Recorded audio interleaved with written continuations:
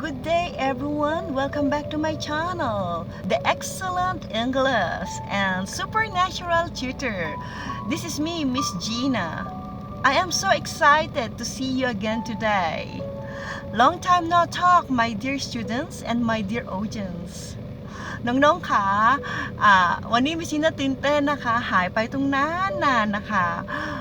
ขอโทษยิ่งนะคะเพราะว่ามิชิน่ายุ่งอยู่นะคะแต่ว่าไม่ลืมหน้าที่ของมิชิน่านะคะวันนี้มิชิน่ามีของอะไรมาฝากนะคะ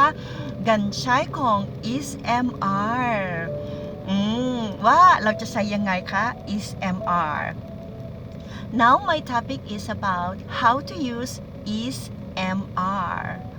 We are going to use ESMR when we are going to talk about our nationality, your job or your position, and the present situation. หมายถึงว่ามีแค่3อย่างที่เราต้องจำนะคะน้องๆเราจะใช้คำว่า ESMR กันเป็นอยู่ในปัจจุบันอย่างเช่นสมมติว่ามีคนถามว่าคุณชาติอะไร What is your nationality? Well, I am Thai เห็นไหมคะว่า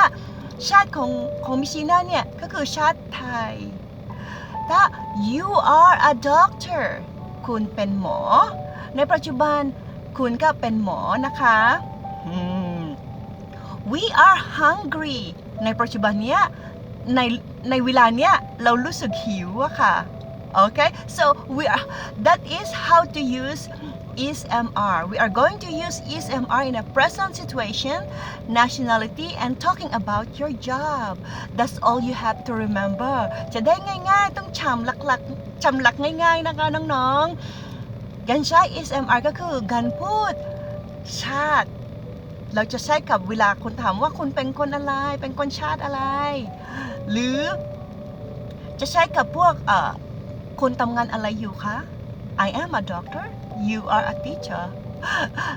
หรือการที่ความรู้สึกในเวลานี้นะคะโอเคก็